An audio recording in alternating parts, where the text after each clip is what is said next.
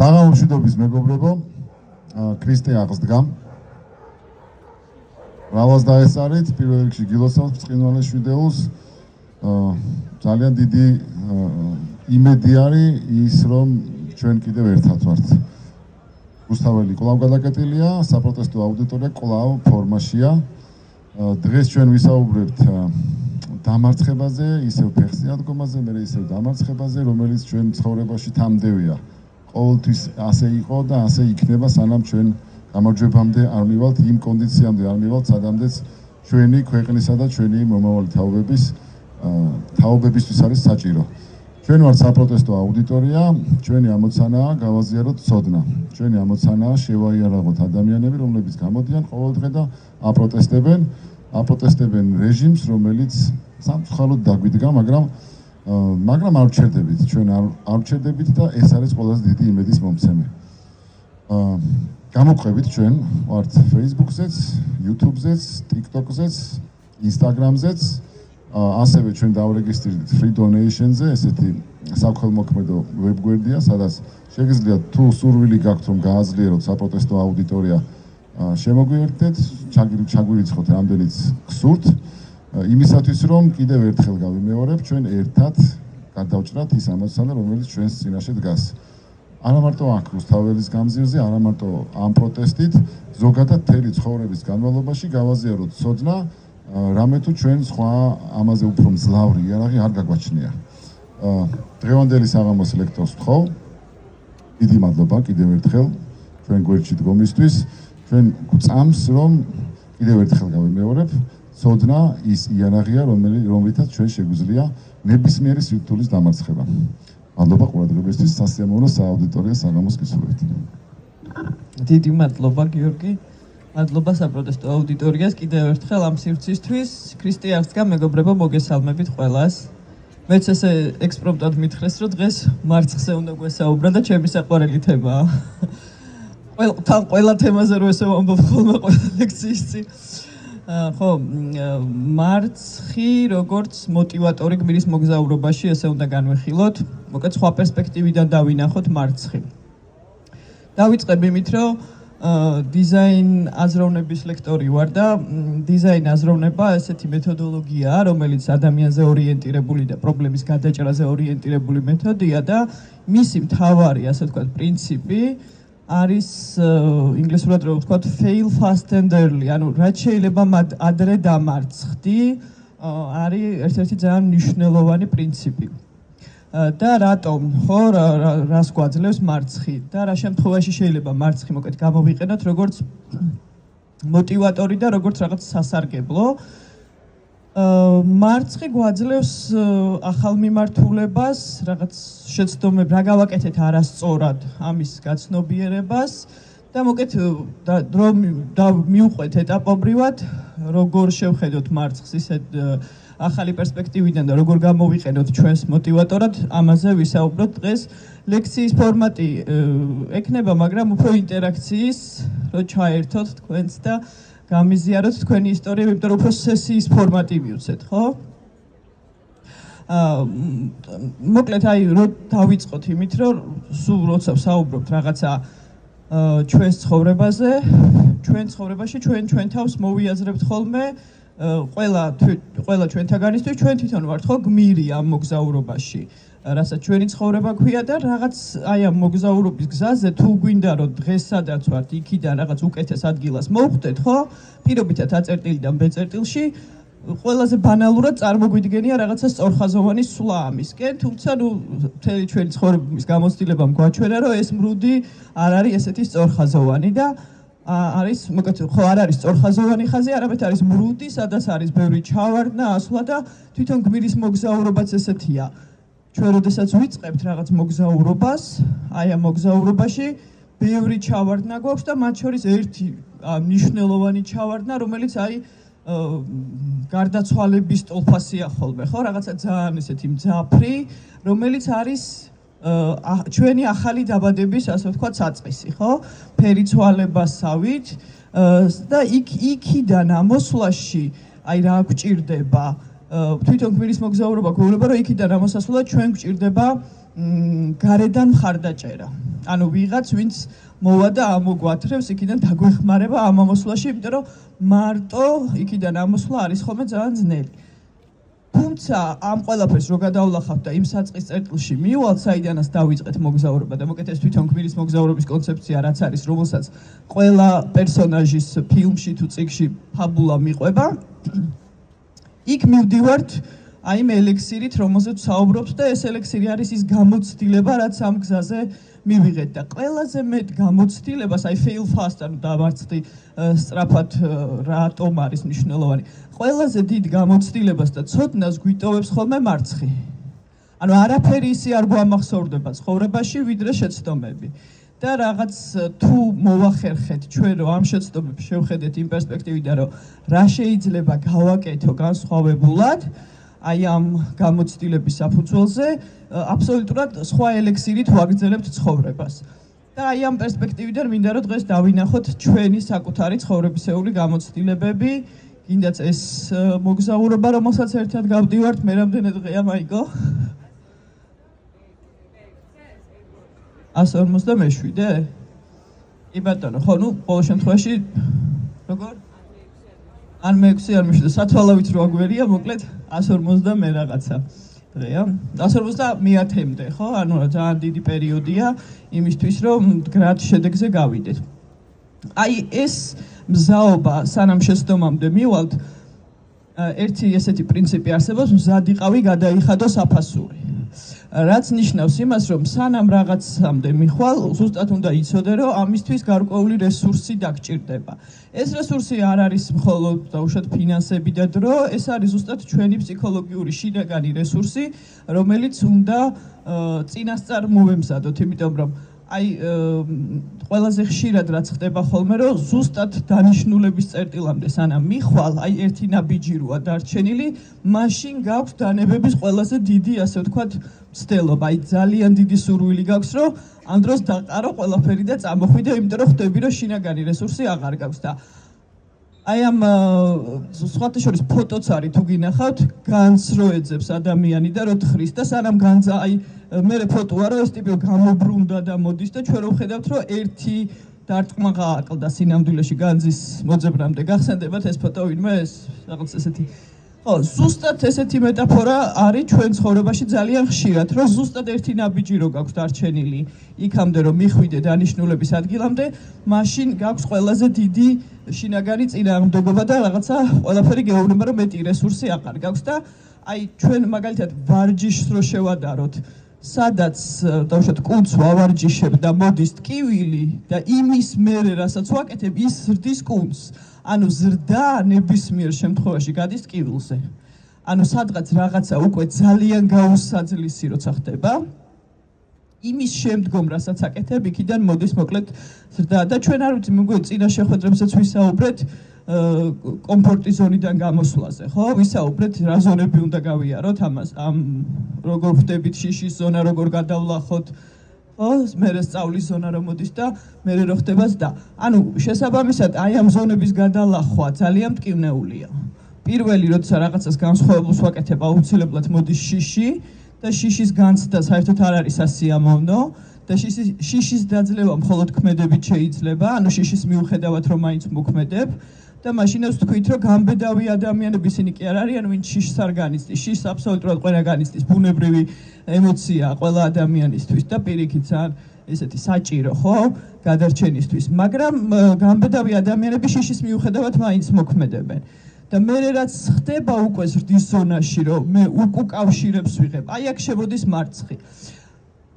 ანუ მარცხს თუ შევხედავთ ჩვენ როგორც უკუკავშირს, ანუ რა გავაკეთე და რა შედეგი დადგა, ხო?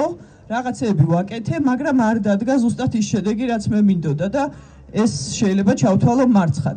მაგრამ თუ ამას შევხედავ როგორც უკუკავშირს და დავსვავ კითხვას, რომ რა შეიძლება გავაკეთო განსხვავებულად, ხო?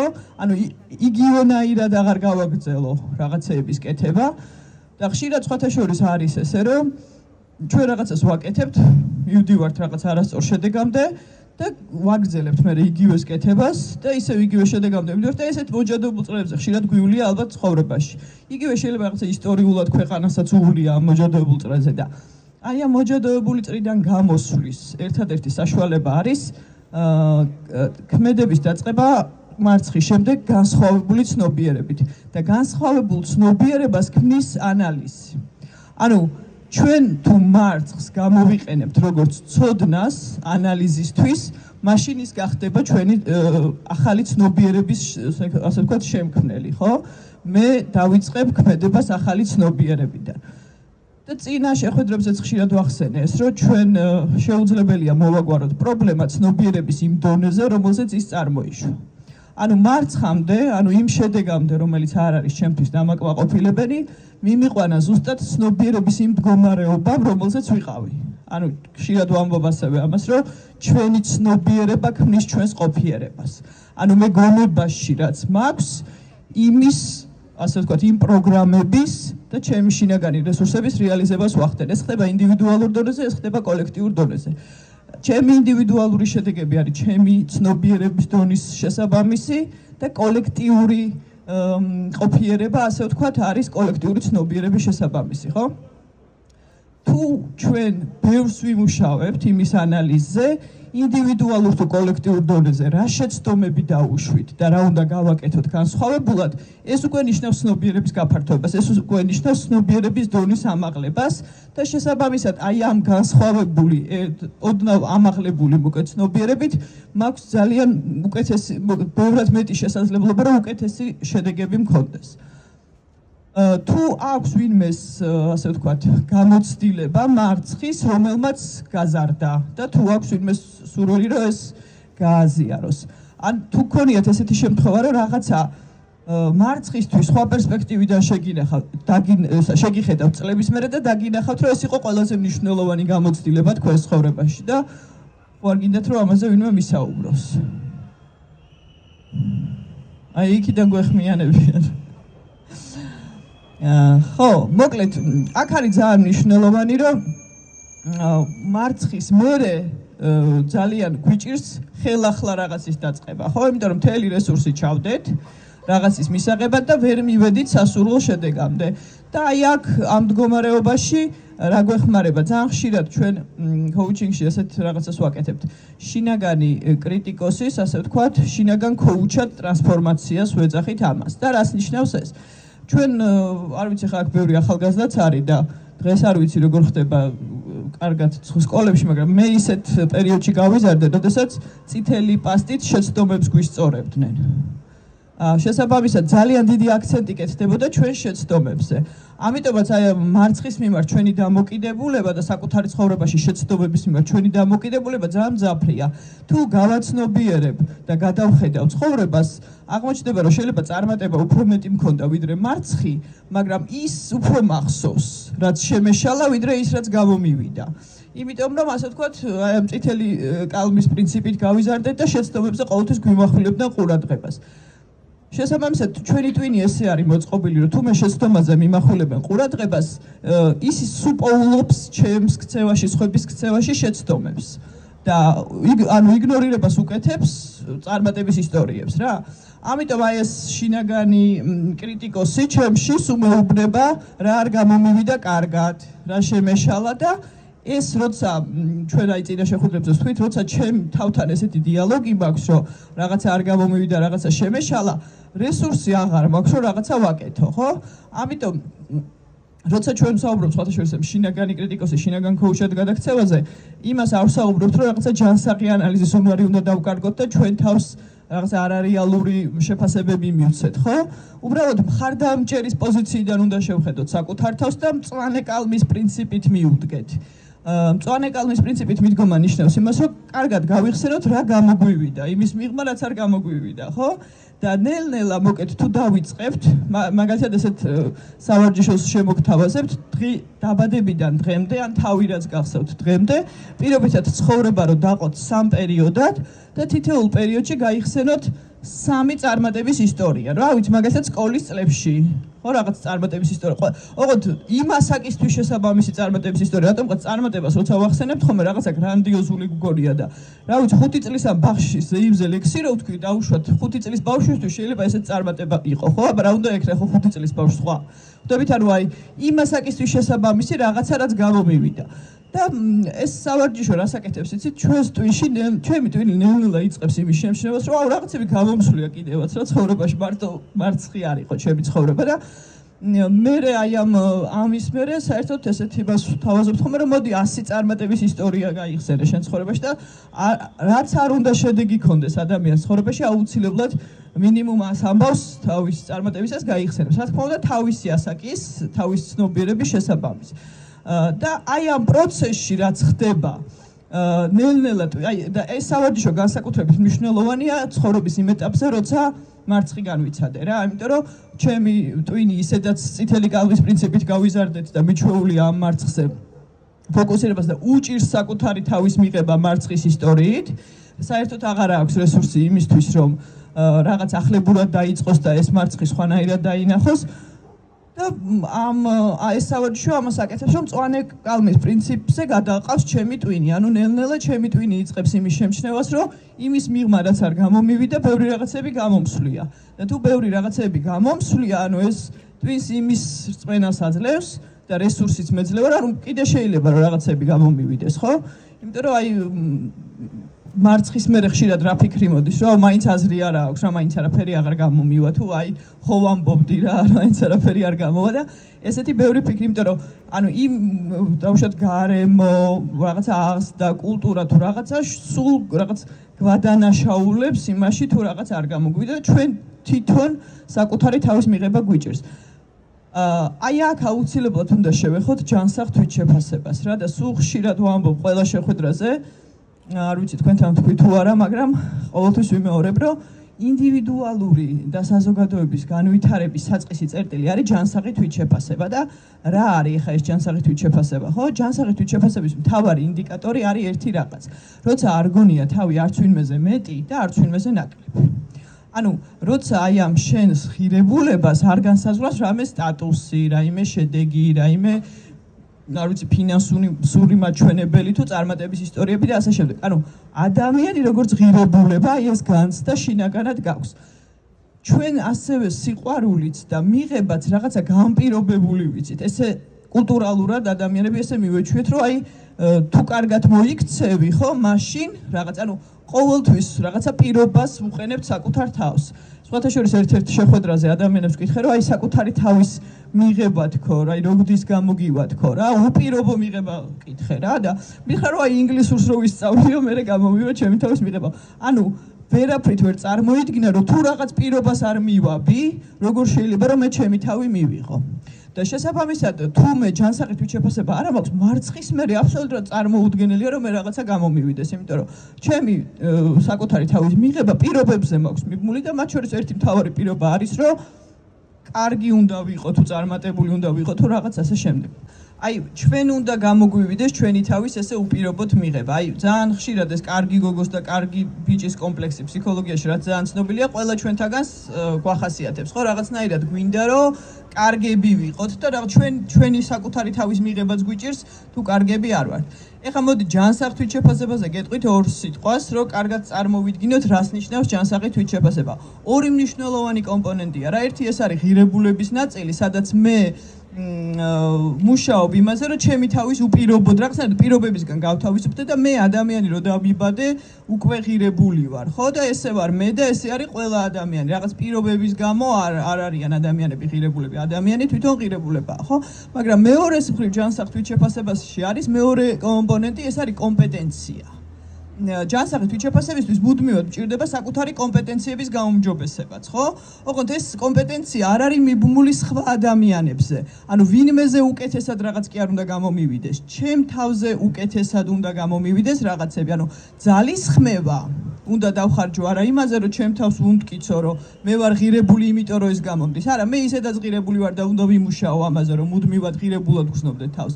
მაგრამ მეორეს მხრივ რას ვაკეთებ იმისთვის, რომ მაგალითად ყოველდღე ვიყო ჩემ თავზე უფრო რაღაცა ბედნიერი თუ წარმატებული თუ მდიდარი თუ ლამაზი თუ ჯანმრთელი, ხო? ანუ ჩემი ძალისხმევა ჩემ თავთან მიმართებაში რამდენად სწორად არის მიმართული. იმიტომ რომ თუ მხოლოდ ღირებულებას ვეფუძნები და არაფერს არ ვაკეთებ იმისთვის, რომ ყოველდღე რაღაც უკეთესი გავხდე, მაშინ აუცილებლად სადღაც რო კომპეტენცია დამჭირდება და არ აღმომაჩნდება, ჩემი ეს ღირებულებაზე დაფუძნებული თვითშეფასება ჩამოინგრევა რა. აი პირობითად ჩვენ მაღალი თვითშეფასება აქვს, რომ ამბობთ ხოლმე ადამიანებზე, ამას გულისხმობთ. ხო, რომ უყურებ ადამიანს კომპეტენციები არ აქვს, მაგრამ თვითონ რაღაცა ღირებულად გრძნობს თავს. და თითქოს კარგია, ხო, ცხოვრების რაღაც ეტაპს ეს თვითრწმენა ეხმარება, თუმცა სადაც მას კომპეტენცია დაჭირდება და არ ექნება, არ აღმოაჩნდება, ჩამოემსხრევა. მეორე ტიპის ადამიანებსაც ვიცნობთ, აი ხა დღეს რასაც ვსაუბრობთ, ეს არის. ეს ადამიანები საკუთარ თავს ღირებულად ვერ თვლიან, სანამ რაღაც შედეგებს არ დადებენ. ხო, ანუ კომპეტენციაზე აქვს მთლიანად მიბმული ეს თავისი თვითშეფასება და ხო, ეს სტრატეგიას თითქოს კარგია გვეხმარება იმაში, რომ მეტი ვაკეთოთ, ხო, ვიმუშაო ჩემ თავზე, უკეთესი გავხდე, ვისწავლო რაღაც, ხო, მაგრამ მდგრადად და უსასრულოდ განვითარებაში ვერ დამეხმარება, იმიტომ რომ სადღაც რესურსი დამიმთავრდება რა. და ანუ კომპეტენცია რაც არ უნდა მაღლა ავწიო, პირიქით ღირებულების სკალაზე, ჩემი ღირებულება რომ დაბალია, ეს რაც უფრო იზრდება, უფსკული მით უფრო, ანუ აღარ მაკმაყოფილებს, ანუ უფრო მეტი და მეტი მინდა და როდემდე შეიძლება ახლა ეს შედეგები გააძლიერო, ხო, რაღაცა დოფამინ დამოკიდებული ხდები და ახლა რაღაც და ნებისმიერი დამოკიდებულების ტიპივით არის რა და ამ დროს საყრდენი, რომელიც არის საკუთარი თავის ღირებულება არ გაქვს. ამიტომ მარცხის ისტორია არის ხოლმე ინდიკატორი, რომ მიხვდეთ, რომ შენ ჯანსაღ თვითშეფასებაზე გაქვს სამუშაო და შესაძლოა ღირებულება უნდა გაზარდო და მიხვდე, რომ შენ ამ მარცხითაც მისაღები ხარ. პირველ რიგში შენი თავისთვის და მე ადამიანებისთვის, იმიტომ რომ არ არსებობს ხო პირიქით არის, რაც უფრო დიდია ხოლმე ჩვენი წარმატება და შედეგი, მით უფრო მეტი მარცხის ისტორია ამ ამბავში. იმიტომ რომ შეუძლებელია მიხვიდე რაღაც დიდ წარმატებამდე მარცხის ისტორიების გარეშე, იმიტომ დავიწყე. ხო, დიზაინ აზროვნებას, აი iPhone-ი და Android-ის ტელეფონი ყველას რო გვიჭირავს ხელში, დიზაინ აზროვნებით არის შექმნილი, ანუ ყოველ სულ აკვირდებიან, რომ რა გააუმჯობესონ. და ანუ აქ ანუ რაღაცას რო იწყებ და რაღაცა რო გეშლება, აი იქიდან გამომდინარე იწყებ მე თავიდან ახალს, რომ განსხვავებულად რა გავაკეთო. უბრალოდ როცა საქმე ადამიანს ეხება და ჩემ პირად მარცხს. აქ ჯანსაღი თვითშეფასების გარეშე ძალიან გამიჭირდება ახალი რესურსებით და ახალი გაცნობიერებით რაღაცის დაწყება. უბრალოდ ეს ჩემს თავში იმის გაცნობიერება, რომ ტკივილით მივდივარ ხოლმე ზრდამდე, ესეც მეხმარება და მუშაობა მუდმივად ჯანსაღ თვითშეფასებაზე. აი იმ კომპეტენციის ნაწილში გითხარით, რომ ყველაზე მეტად რაც გვეშლება, ხშირად აი ჩემ თაობაში მაგალითად მშობლებსაც ეშლებოდათ ეს, რომ მუდმივად ვადარებთ საკუთარ თავს ვიღაცეებს. ანუ ჩვენ კომპეტენციებს ვადარებთ სხვა ადამიანის კომპეტენციებს რა. ან ჩვენ შედეგებს ვადარებთ სხვა ადამიანის შედეგებს და ეს სულ არ ღვევს აი ამ ღირებულების ნაწილსაც და ჯანსაღ თვითშეფასებასაც. იმიტომ რომ აი აპრიორი ვერასდროს ვერ შეედრები სხვას. სულ ამბობ რომ არ არსებობს სამყაროში ორი ადამიანი, ვისთანაც შენ გექნება საერთო ათვლის წერტილი. ანუ რა შემთხვევაში ვეჯიბრებით ჩვენ ერთმანეთს, როცა ერთი სტარტი გვაქვს და შენი იდენტური ტყუპიც რო იყოს, საერთო სტარტი მაინც არ გაქვთ, იმიტომ რომ ადამიანები განსხვავებული შესაძლებლობებით, უნარებით, მოცემულობებით ვართ. ანუ თუ არ გვაქვს საერთო სტარტი, მაშინ რატო როგორ ვეჯიბრებით ერთმანეთს შედეგებში? ხო, ათვლის წერტილი არ არის ერთი. ამიტომ აი ამ კომპეტენციაზე ჯანსაღი თვითშეფასებისთვის მნიშვნელოვანია, რომ სულ ვიმუშაო იმაზე, რომ ჩემ თავზე მქონდეს სწორება. და მე რა შემიძლია გავაკეთო იმისთვის, რომ დაუშვათ უფრო უკეთესი შედეგები მქონდეს. და აი ამ უფრო უკეთესი შედეგებისკენ სვლაში მარცხის კომპონენტი არის მოკლედ ძალიან მნიშვნელოვანი. თუ აი ეს მოჯადოებული წრიდან გამოსვლა რატო არ გამოგვდის, ხო? იმიტომ რომ ხშირად რა გვემართება ადამიანებს, რომ რაღაცა რო არ გამომივიდა, გონია რომ აქ ესე იგი ძალისხმევა დავაკელი. ანუ აი ვცდილობ რომ უფრო მეტი გავაკეთო. სინამდვილეში შეიძლება უბრალოდ მიმართულება უნდა შევცვალო, სტრატეგია უნდა შევცვალო, ცნობიერება უნდა შევცვალო. აი ასევე ხშირად მომყავს ხოლმე შედარება, რომ წარმოიდგინოთ, მიდიხართ მანქანით და ხელის მუხრუჭის გათიშვა დაგავიწყდათ. ვინმეს მოგსულიათ ეგეთი შემთხვევა? და ანუ როგორც კი აღმოაჩენ რომ ხელის მუხრუჭი გაქვს ხო თიშავ და ჩვენ ცხოვრებაში ადამიანები როგორ ვიქცევით იცი გასვაძლიერებთ მაგ დროს ანუ იმის მაგივრად რომ დავფიქრდე რომ რატომ იჭერს ახლა წინსვლა რა რატო ბორძიკობ ხელის მუხრუჭი ხო არ მაქვს გასათიში გასვაძლიერებ და წარმოიდგინე ახლა დიდი ხანი რო იარო მანქანით ხელის მუხრუჭი ამოწეული და გაზი გაძლიერებთ მანქანა ხო გაფუჭდება ყველაფერი აირევ და ჩვენ რატომღაც მანქანებს ურთხილდებით მაგრამ ჩვენ თავს არასდროს და იმის მაგივრად რომ მივხვდეთ რომ რა არის ეს ხელის მუხრუჭი ხო ხელის მუხრუჭი არის ჩვენი აი ეს რაღაცა შეიძლება რწმენა წარმოდგენები აი მოკეთ ის ცნობიერება რომელმაც აი ამ მარცხამდე მიმიყვანა და უნდა გავაცნობიერო რომ რისი მჯერა აი ამ რა ვიცი ამ შედეგს საერთოდ დავუშვათ მეგონა რომ გამომივიდოდა ხო ეს არის ჩემი ცნობიერი შედეგი მაგრამ ცნობიერი წმენა წარმოდგენა მაგრამ ეს წმენა წარმოდგენები რატო არის იცით ესე წმენა წარმოდგენა რატო ქვია ქვეცნობიერი პროგრამაა და ქვეცნობიერი პროგრამა რას ნიშნავს ანუ ცნობიერი არ არის ხო და ქვეცნობიერ პროგრამაზე აი ზუსტად მარცხს მივყავარ ხშირად შეიძლება მარცხი გამოვიყენო ზუსტად იმაში რომ მივხვდე რომ მე რაღაცა ხელის მუხრუჭი მაქვს რაღაცა ხელის შემშლელი რწმენა წარმოდგენა მაქვს და იმის გაცნობიერების გარეშეც კი რა არის ეს ხელის შემშლელი რწმენა წარმოდგენა მე შემიძლია შევცვალო ეს რწმენა წარმოდგენა ეხლა პოზიტიურ და ტრანსკულტურულ ფსიქოთერაპიაში ამ რწმენა წარმოდგენებს ვეძახით კონცეფციებს და მოკლედ აგიხსნით როგორ ხდება მოკლედ ასე ვთქვათ და კონცეფციის გაფართოებას ვეძახით კონცეფცია არის მაგალითად როცა აი ურთიერთობების ნაწილში ხო მაგალითად წარმატებული რაღაცა ურთიერთობების ნაწილში მარცხი ვისგან მოგიცდიათ მოკლედ აი ურთიერთობა დაიწყეთ არ გამოვიდა ისე როგორც თქვენ გინდოდა ხელი რო ავწიოთ ხო კი ბატონო ანუ დავიწყოთ ესეთი გავრცელებული რწმენა წარმოდგენით ადამიანების ნდობა არ შეიძლება ხო გსმენიათ ესეთი რწმენა წარმოდგენა შეიძლება რომ გჯეროდეს რომ ადამიანების ნდობა არ შეიძლება და კარგი ადამიანთან ურთიერთობა გამოგივიდეს კარგად თქვენი აზრით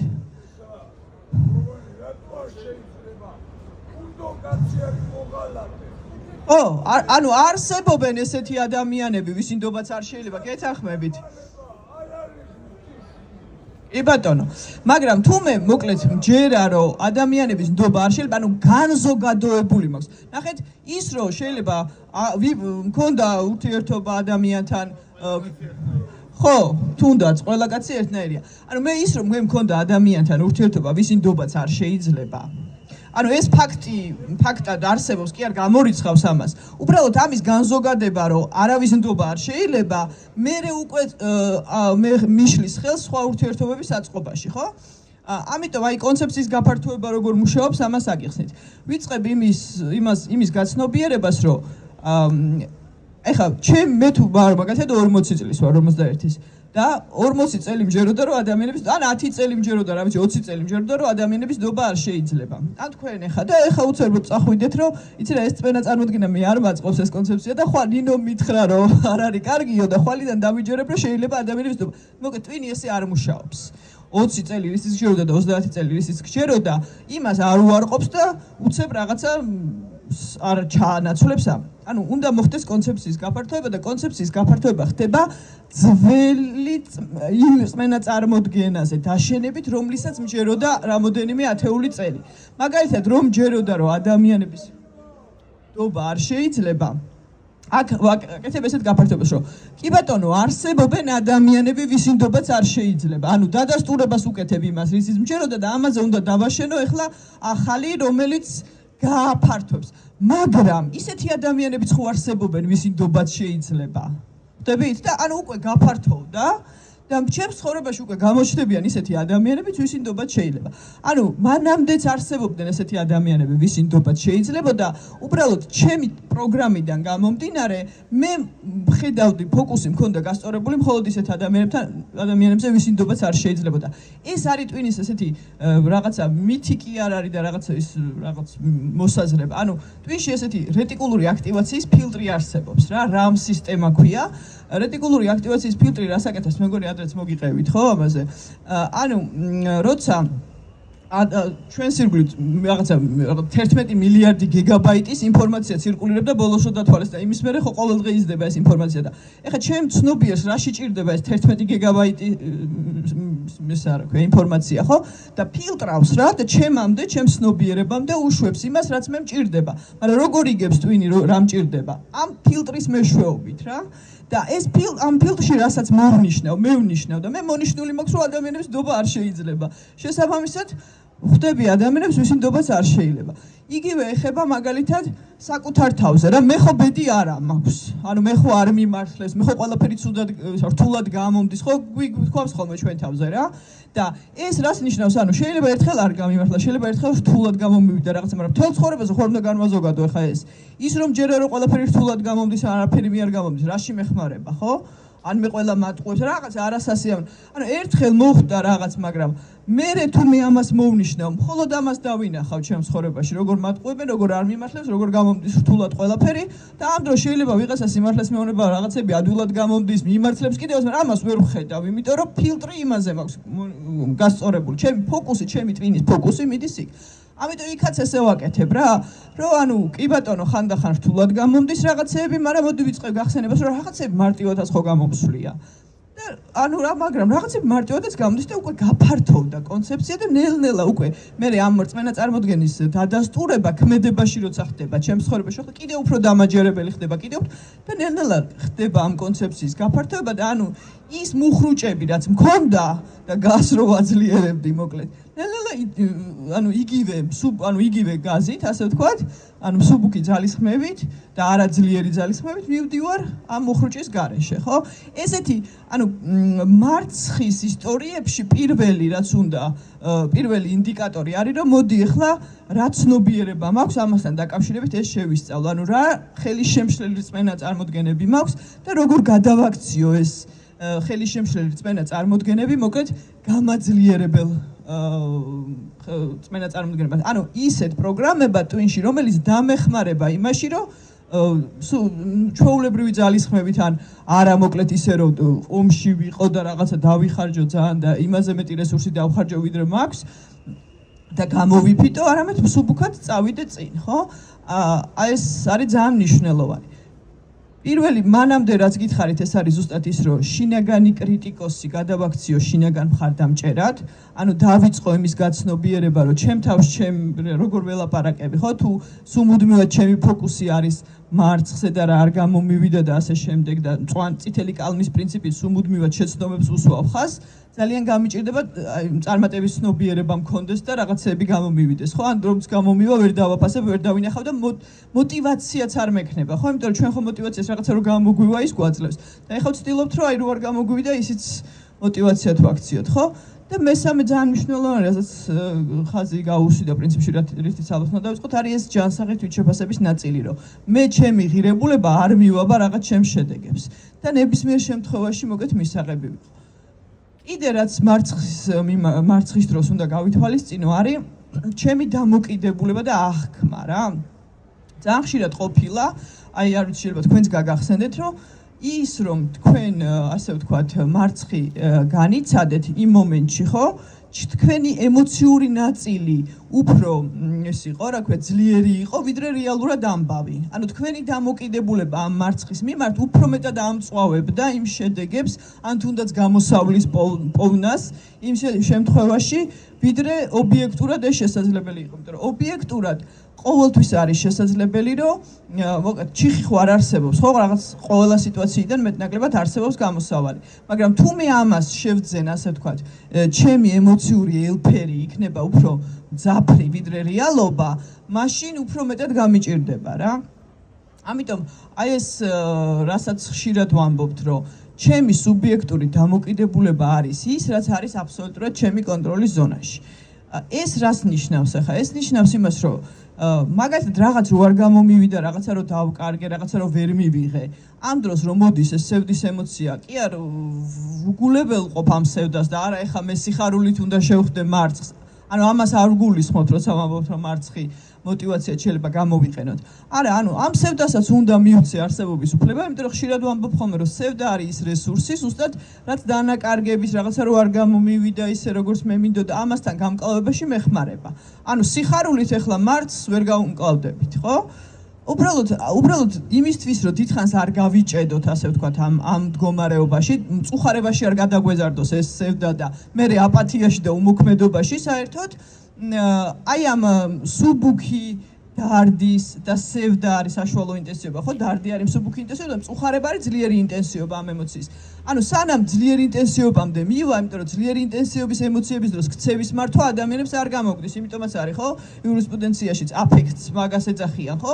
არის რაღაცა ძლიერი ინტენსივობის ემოციები, როცა ქცევის მართვა ადამიანს არ გამოდის. ფიზიოლოგია არ გვაქვს ეგეთი. მაგრამ სუბუქი და საშუალო ინტენსივობის ემოციებთან ასე ვთქვათ, ამ ემოციების ნავიგაცია შეგვიძლია. ამიტომ როცა არის საშუალო ინტენსივობის სევდა არის ან სუბუქი ინტენსივობის დარდი არის, ამას უბრალოდ უნდა მივცეთ არსებობის უფლება, ამაზე უნდა ვილაპარაკოთ, გავაზიაროთ ემპათიის დონეზე და ეს არის ემოციური ნაწილი. მეორე არის ფიქრები, რაც მოაქვს ამ ამბავს. აუ, ამას აღარაფერი აღარ ეშველება, მე ხო არა, აი ეს ამის შემდგომ წამოსული ფიქრები 100% არის ჩვენი კონტროლის ზონაში. ანუ ამის ახსნას ვთვლობ, რომ ემოციები 100% ჩვენი კონტროლის ზონაში არ არის. ემოციები ფიზიოლოგიურად წარმოიქმნება და მე გადარჩენაში მეხმარება და ადაპტაციაში მეხმარება და რესურსია, რომელიც უნდა გამოვიყენო ამ სიტუაციასთან გამკლავებაში. მაგრამ ფიქრი რაც მოდის 100% ჩემი კონტროლის ზონაშია. ანუ ფიქრის მართვა ადამიანს შეუძლია. მერე უკვე აი ამ ემოციების შემდეგ რა ფიქრებიც მოდის, ეს ფიქრები არის ზუსტად ის, რომ ეხლა ვინ მელაპარაკება, ანუ ჩემი შინაგანი კრიტიკოსი მელაპარაკება თუ ჩემი შინაგანი მხარდამჭერი და რაღაცნაირად ეს კრიტიკული ფიქრები მხარდამჭერად ვაქციო. ანუ აქ როცა ვსაუბრობთ კრიტიკაზე და მხარდაჭერაზე, კარგად მინდა აგიხსნათ.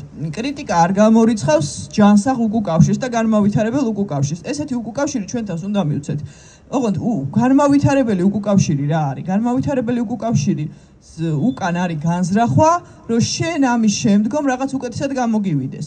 იგივე ტიპის უკუკავშირი უნდა მისცეს შენ თავსაც. და მარცხიც როგორც განმავითარებელი უკუკავშირი ესე უნდა გამოიყენო.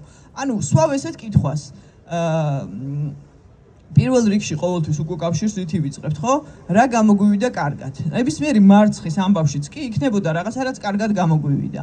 და ამას ჩვენ სხვას უკეთებთ ამ უკუკავშირს თუ საკუთარ თავს, ძალიან მნიშვნელოვანია რომ პირველი ეს დავაფიქსირო. რატო? იმიტომ რომ იმის მერე უკვე ტვინი იჯერებს რომ შენ ანუ ჩემი მხარდაჭერა გინდა და არა კრიტიკა და არა რაღაცა ამცირება თუ რაღაც ანუ უარყოფით უკუკავშირს კი არ მაძლევ, განმავითარებელს მაძლევ და ამის მოკლედ განმავითარებელი უკუკავშირის უკან დგას ჩემი განვითარების განზრახვა.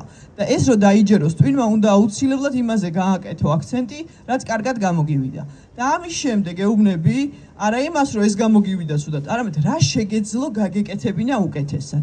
და თუ ჩვენ ყველა მარცხის შემდგომ ჩვენ თავთან გვექნება და სხვა ადამიანებთან თუნდაც ეს კომუნიკაცია, რომ რა გამომივიდა კარგად და რა შემეძლო გამეკეთებინა უკეთესად, რა თქმა უნდა იმის შემდეგ ეს ემოციას რომ მისცემ არსებობის უფლებას და ხანდახან ესეც მოსულა ხო, რომ რაღაცნაირად სუსიხარულის ემოციაში ვერ ვიქნები, ადამიანი ვარ და ეს დინამიკა ემოციების აბსოლუტურად ადამიანურია და მომენტალურად ყველა ემოციას აქვს არსებობის უფლება, მაგრამ ქრონიკულად რო არ გადამეზარდოს მოკლედ ეს წუხარებაში, აი ამ ემოციების გაცნობიერების მერე გადავდივარ უკვე აი ამ განმავითარებელ უკუკავშირში, სადაც მე ჩემ თავს ვაძლევ უკუკავშირს, რომ ამ მარცხის ისტორიამ რა მასწავლა, მოკლედ და რა შემეძლო გამეკეთებინა უკეთესად. სხვა შემთხვევაში მოკლედ აი ამ მოჯადოებულ წრეზე დავდივარ და ძალიან დიდი შანსია რომ თუ მუხრუჭი არ გავტიშე, თუ იგივე ცნობიერებით დავიწყე, ხო გინახავთ ეგეთი ისტორიები, რომ ადამიანი რაღაცა არაჯანსაღი ურთიერთობა დაამთავრა და ისე ზუსტად იგივენაირი ურთიერთობა და ესეთ მოჯადოებულ წრეებზე დადიან, ან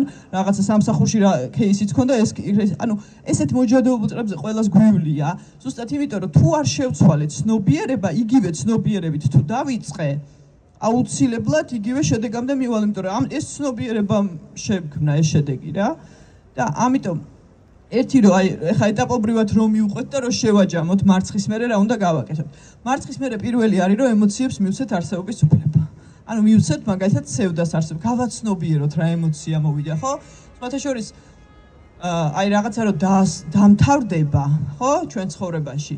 ამ დამთავრებიდან დასრულებამდე კიდე არის ხოლმე ძალიან ბევრი გზა გასავლელი, იმიტომ რომ მე უნდა გავწყვიტო ემოციური ბმა მოვლენასთან. სხვა შემთხვევაში მე კი მგონია რომ დავამთავრე, მაგრამ არ დამისრულებია და სანამ არ დამისრულებია, ამას ჩემი რესურსი მიაქვს და ამ მდგომარეობიდან მე ვერასდროს უკეთეს ვერაფერს ვერ შევქმნი, ხო?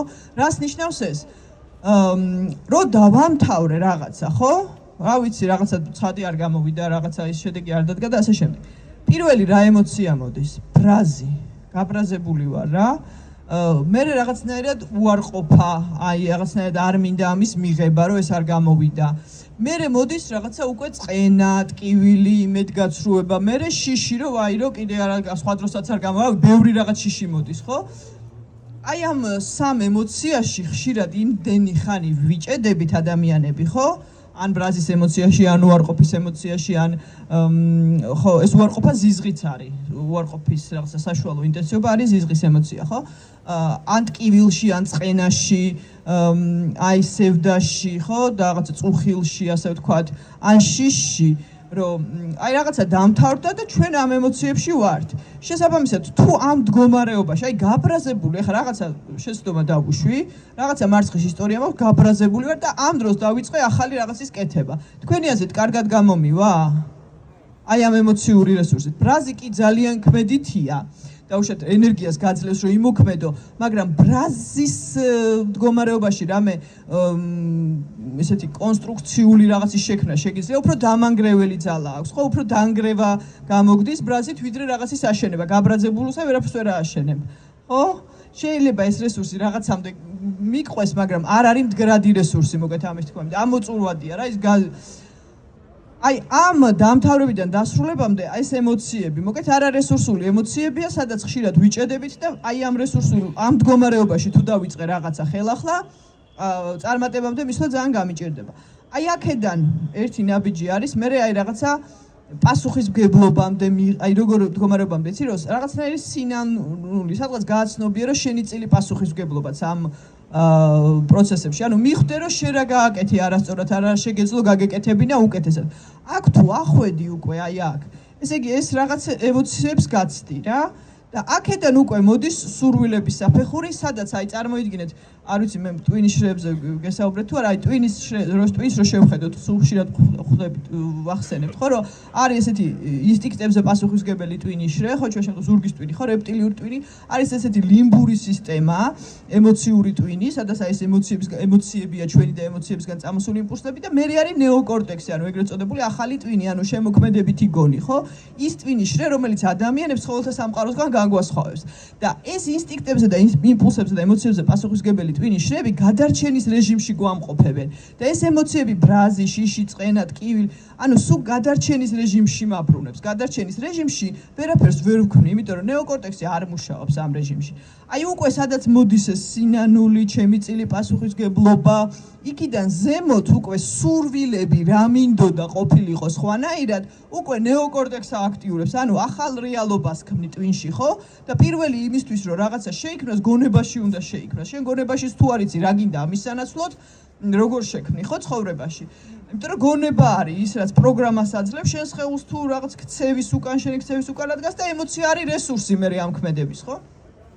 ამიტომ აი თუ მიხვედი მოკლედ აი ამ მარცხის მე აი ამ ეტაპამდე რომ ჩემი წილი პასუხისმგებლობა რა იყო, მე რა შემეძლო გამეკეთები და განსხვავებულად, ანუ განმავითარებელ უკავშირს ვაძლევ, ასე ვთქვათ, საკუთარ თავს და მე გადავდივარ სურვილების ეტაპზე, რომ რა მინდოდა ამის სანაცვლოდ, ხო? ან ხა რა მინდა რომ იყოს ამის სანაცვლოდ და ბოლო ეტაპი არის რომ რაღაცნაირად მარცხიც კი ის რაც არ გამომივიდა, ვიღაცამ რომ აწყენა, რაღაცა ისე რო არ მოხდა ის ამის მიღება, პატიება, გაშვება შეძლო სიყვარულით. რატო? იმიტომ რატო არის ეს მნიშვნელოვანი? ჩემთვის არის მნიშვნელოვანი, რომ აი ამ მდგომარეობიდან, სადაც მე რაღაც მარცხის ისტორიაშიც დავინახე ის, რისი მადლიერი უნდა ვიყო.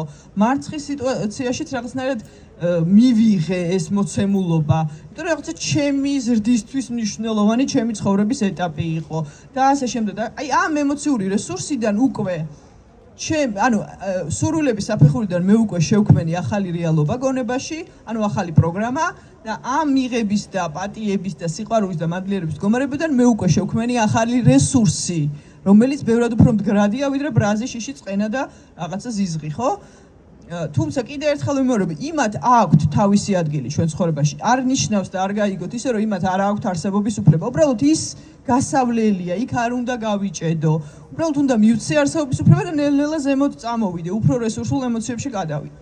და აი ამ უკვე მდგომარეობაში არის ეს უკვე არა დამთავრებული ამბავი, არამედ დასრულებული.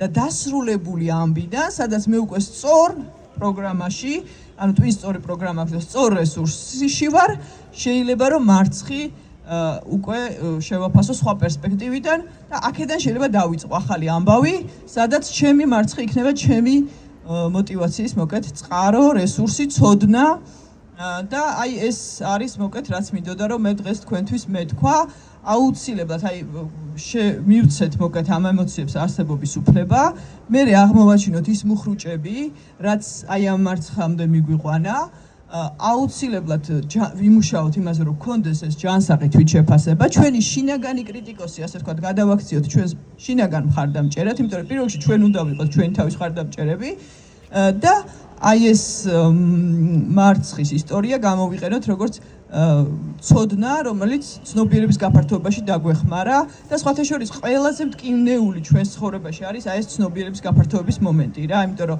რისის მჯეროდა 40 წელი ძალიან ძნელია რომ სხვა რაღაცის დავიჯერო, ხო? აი ეს კოგნიტური მიკერძოებები, რასაც ძალიან ხშირად ვსაუბრობთ, ძალიან მტკივნეულია რა ამისგან გათავისუფლება და სხვა პერსპექტივიდან რაღაცების დანახვა, მაგრამ ამის გარეშე წარმოუდგენელია განსხვავებულ შედეგზე გასვლა. ეხლა კოგნიტურ მიკერძოებებზე ბევრს აღარ ვისაუბრებ, მაგრამ რო წარმოიდგინოთ, აი ეგ არ არის ჩემი დიდი კომპეტენციის ამბავი.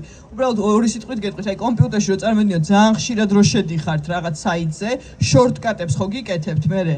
და პირდაპირ აღარ გჭირდებათ აკრეფო და დაახლოებით იგივენერად მუშაობს ჩვენი ტვინი. ერთი და რაღაცებს რო ვაკეთებთ, აშორკატებს და ტვინი ელექტროეფექტურია, შესაბამისად ძალისხმევის გარეშე, რასაც ანუ იმ არსებულ პროგრამებზე ავტომატურად გვამოქმედებს რა და აი ეს შორტკატები, რომელიც აღარ გჭირდება, კომპიუტერში ხოვშლით ხოლმე, უნდა და ახალი შორტკატები შევქმნათ, ასე ვთქვათ რა, სხვანაირად ტვინი არ მუშაობს.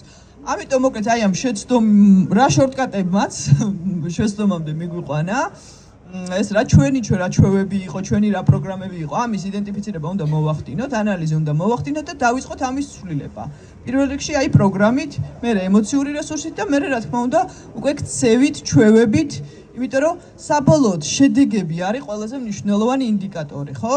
შედეგები არ იტყუებიან. შედეგი თუ მეუბნება რომ რაღაც არ მუშაობს, აქ რაღაცა შესასვლელია. ან პროგრამა, ან რესურსი, ან ქცევა და აი ამას ნაბიჯ-ნაბიჯ უნდა მივყვე. ოღონდ აი ესე შვიდად, წყნარად, ჯანსაღი თვითშეფასებიდან, საკუთარი თავის მიღებიდან, ყველა ემოციისთვის არსებობის იცემის მდგომარეობიდან და რაღაცნაირად აი ესე ნელ-ნელა აუცილებლად მივალ. უბრალოდ თუ მე მჯერა რომ წარმატება თან გავაცნობიერო ხო რომ წარმატებისთვის საფასური ბევრი მარცხის ისტორიაც იქნება რა და რაც უფრო დიდია კიდევ ერთხელ მეორებ ეს ჩემი წარმატება მით უფრო მეტი მარცხის ისტორია იქნება და ამისთვის მზად უნდა ვიყო და მოკლედ ძალიან დიდი მადლობა არ ვიცი მე მიდოდა რომ სესიის ფორმატი ყოფილიყო მაგრამ არავასდროს არავინ არ ჩაერთეთ მე პირადად მქონია ცხოვრებაში ბევრი მარცხის ისტორია მათ შორის ისეთი აი ძალიან აი ესეთ ჩავარდნის ისტორიაც მქონია და მე რაღაცა 10 წლის მერე რო შევხედე სულ ამბობ ხოლმე რომ ყველაზე მნიშვნელოვანი რაღაც იყო მაშინ რომ მეგონა რომ დაამთავრდა ყველაფერი და რაღაც ამისი მერე არაფერი არ იქნება ის დღევანდელი გადასახედიდან ჩემს ცხოვრებაში იყო ყველაზე დიდი გამოცდილება და ყველაზე მნიშვნელოვანი მომენტი რამაც მოკეთ აქამდე მომიყვანა და ეს მოკეთ ის რაც მოხდა ანუ ნამდვილი დაბადება ხო აი მამარდაშვილი რო ამბობს რომ გაუსაძლისის გაძლებიდან იბადება ხო ადამიანი მეორედ და ნამდვილად აი ეს ნამდვილი დაბადების მომენტი შეიძლება იყოს ზუსტად აი მგმირის მოგზაურობაში ეს ჩავარდა არის ზუსტად ეს მომენტი რა და არავის არ მინდა რომ მარცხი გისურვოთ მაგრამ ეს მოკლედ fail fast რა არ შეგეშინდეთ მოკლედ მარცხი რაც შეიძლება მალე რაც უფრო მალე გვექნება ეს მით უფრო დიდი გზა გვაქვს მე მოკლედ ამ ცოდის და ამ გაცნობიერების ანუ ნამდვილი დაბადების მერე ცხოვრებაში ყოფნის ძალიან დიდი მადლობა სინამდვილეში წარმატებას გისურვებთ ყველას და გამარჯვებას